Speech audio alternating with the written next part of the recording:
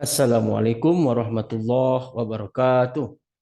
Puji syukur atas kehadirat Allah Subhanahu wa taala atas semua limpah rahmat dan kasih sayangnya bagi kita semua, di mana pada pagi yang cerah ini kita masih diberikan kesempatan dan kesehatan untuk terus mengabdi pada bangsa dan negara melalui pemenuhan dunia maya Indonesia dengan berbagai kegiatan Tridharma perguruan tinggi. Nah, pada kesempatan kali ini yang berbahagia ini, kita akan melaksanakan program yang selalu ditunggu oleh mahasiswa S1 maupun S2 sebagai ide dalam pembuatan tesis atau skripsi mereka. Atau bahkan bagi peneliti lain untuk mendapatkan ide dalam melakukan riset-riset yang akan digunakan untuk melaksanakan riset artikel yang akan dipublikasikan tentunya. Nah, pada kali ini kita akan membahas suatu hal yang menarik, yaitu mengenai amount extreme rainfall, amount extreme storm rainfall modeling. Nah, jadi kalau disebut amount extreme storm, ada beberapa kata kunci yang kita coba bahas. Yang pertama sekali, pada pertemuan yang lalu kita sudah bahas bagaimana membahas storm. Jadi storm itu sudah kita bahas, bagaimana satu storm, dua storm itu telah kita bahas. Dalam setiap storm ada variabel, ada amount, ada intensity, ada duration. Nah, kita masuk kembali ke Rado Institute, lalu lihat bedah riset artikel mengenai storm. Nah, sekarang ada kata kunci kedua, ekstrim. Nah, ekstrim, kadang-kadang orang melaksanakan riset mengenai extreme rainfall tanpa kata-kata storm.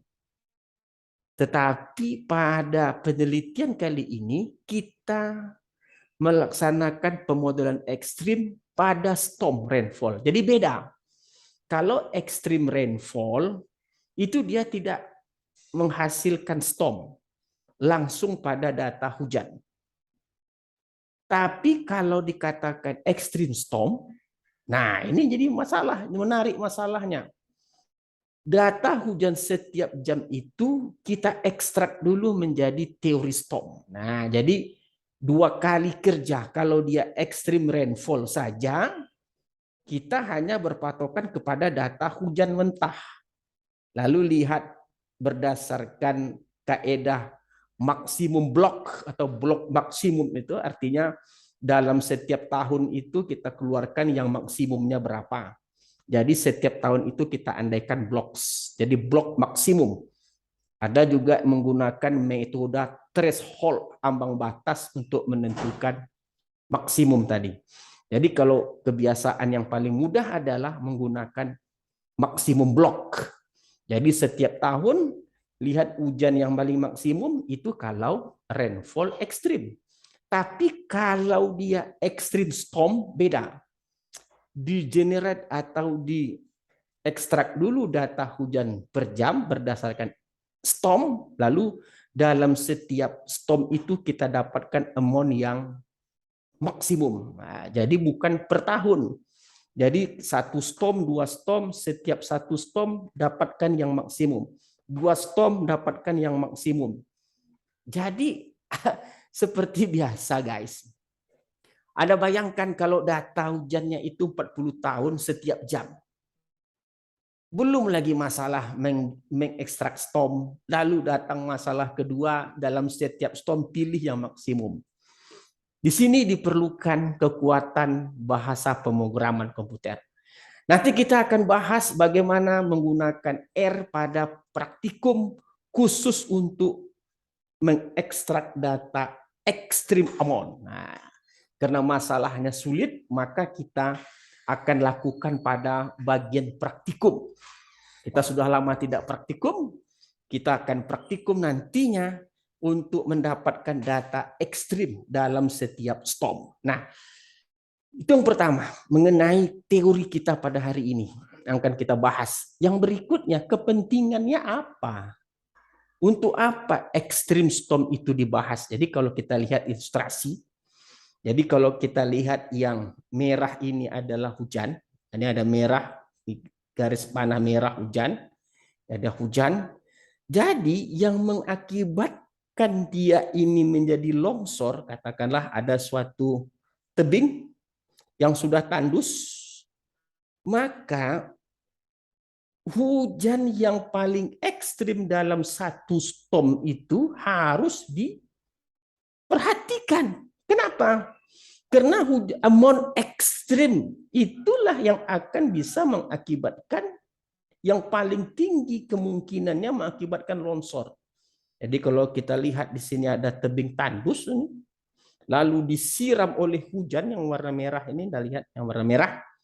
Ini adalah hujan ekstrim, amount ekstrim, storm rainfall, berdasarkan storm.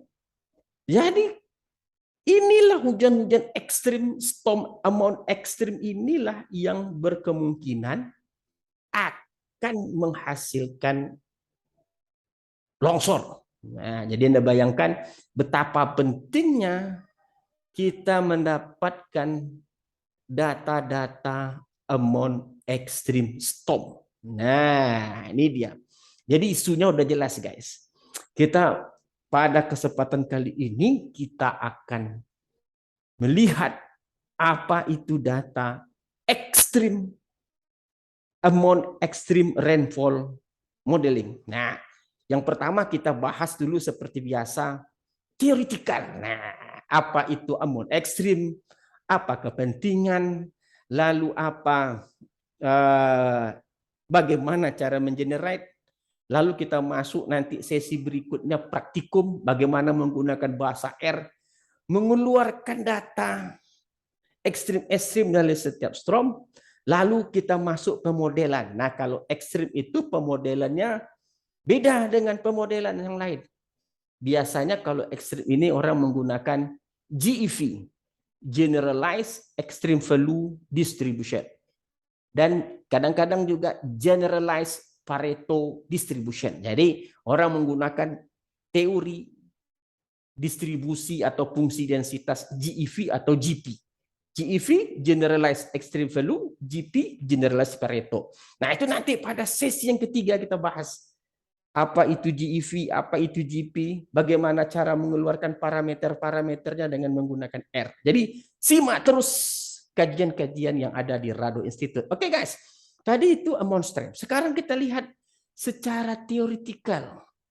Mana dia yang dikatakan ekstrim itu? Kita lihat. Nah, ini dia misalnya.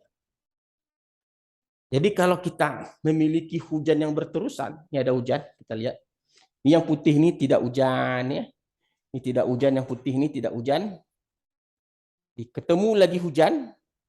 Jadi ketemu lagi tidak hujan. Ketemu lagi hujan dan seterusnya sampai ke bawah. Ini adalah proses hujan dalam setiap jam. Nah, menurut teori pada pembahasan kita yang lalu, yang dikatakan satu storm jika didahului, jika diikuti oleh tidak hujan yang berterusan, paling banyak 7. Bukan paling banyak 7, paling sedikit 7 jam. Jadi karena ini ada tidak hujannya ada 1 jam, 2 jam, 3 jam, 4 jam, 5 jam, 6 jam, 7 jam, 8 jam, 9 jam, 10, 11 jam. Setelah 11 jam tidak hujan, maka hujan yang hitam ini dikatakan storm. Satu storm. Nah ini tidak hujan lagi 2 jam, karena dia cuma 2 jam, masih termasuk ke dalam satu storm. Jadi satu storm ini ada kelebatan hujan atau amonnya 12, 6, 9, 21, 3, 3,4, 1 dan 2. Oh ini salah nih. Ini tidak masuk ekstrim. Jadi di antara satu storm ini yang ekstrim itu 21. Ini yang dikatakan extreme storm, extreme amount storm. Ini bukan ya. Ini nanti di rumah nanti diralat, diperbaiki. Ini tim kita salah melakukan masalah salah. Jadi yang ini masih terkategorikan satu storm. Jadi 12, 6, 9, 21, 3, 3,4, 1,2 ini masih 1 storm. Karena ini tadi dipisah masih 2 storm, 2 jam, maka dia belum storm yang beda. Jadi dari beberapa hujan dalam 1 storm ini, yang dikatakan ekstrim amount ekstrim itu yang ini, yang 21. Nah, oke, lalu diikuti lagi berikutnya dia tak hujan 2 jam, oke. 3 jam, 4 jam, 5 jam, 6 jam, 7 jam, 18, 19. Nah, ini terus. Ini storm kedua. Karena telah dilalui, dipisah oleh tidak hujan yang panjang, ketemu hujan lagi, ini storm kedua. Nah, dalam storm kedua, yang amount ekstrimnya itu, amount storm ekstrim itu yang 11. Nah, ini yang ekstrim tadi, yang 11. Lalu kembali lagi tak hujan, ketemu lagi hujan 6, 8, 2,3, 5, 2,3, 5, 7, dan seterusnya. Ini mesti salah lagi nih. Ini yang ekstrim itu 8, 7 bukan ekstrim ya, karena dia masih dalam 1 storm.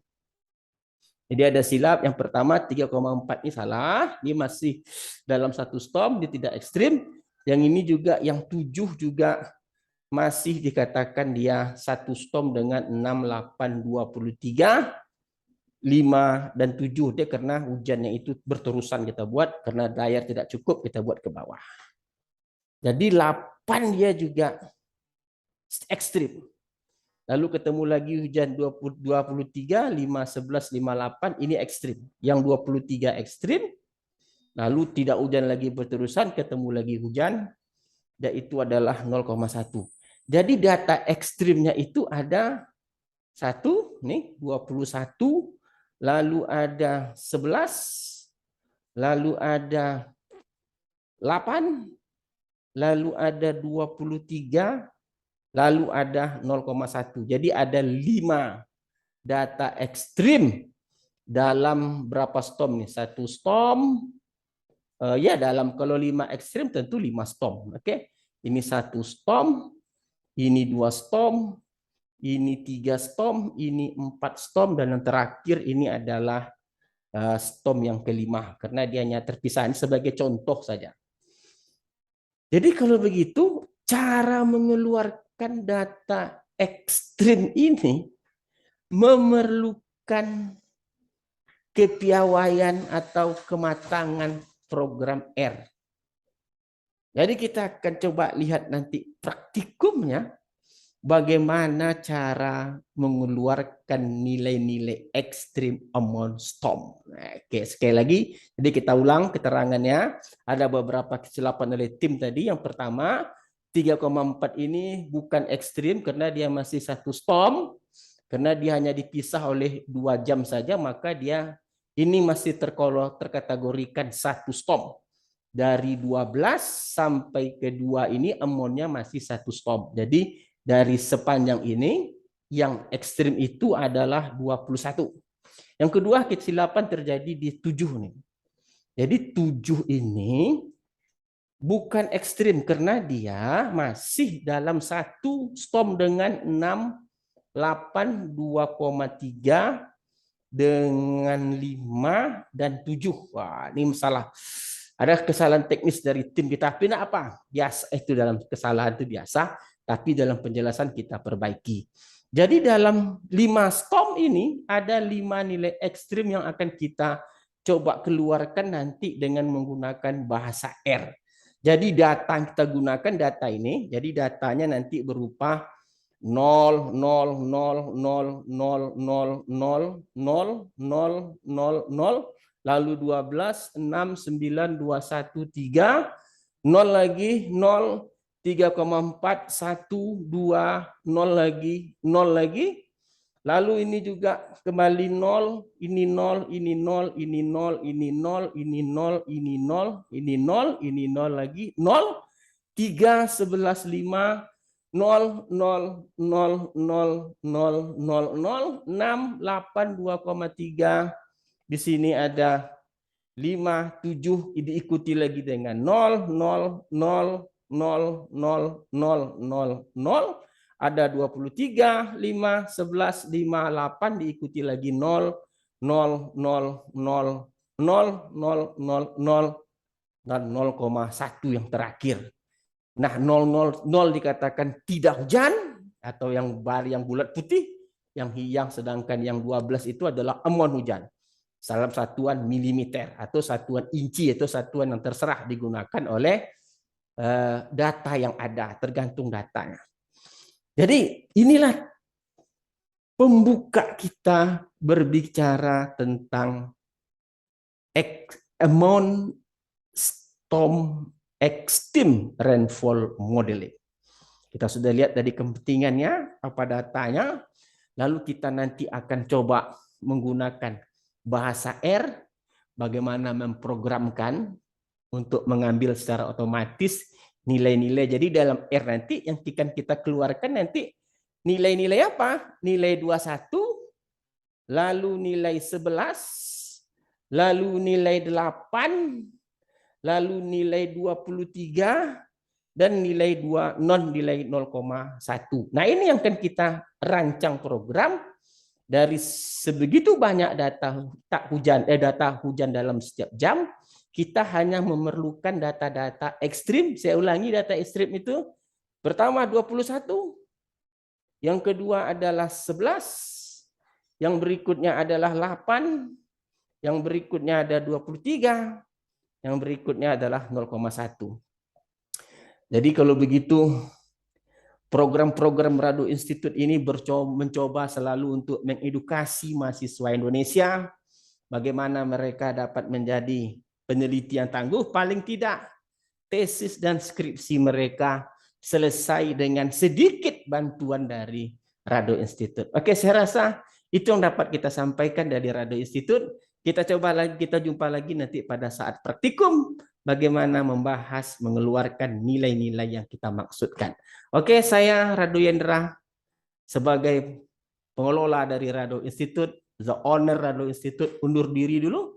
Assalamualaikum warahmatullahi wabarakatuh.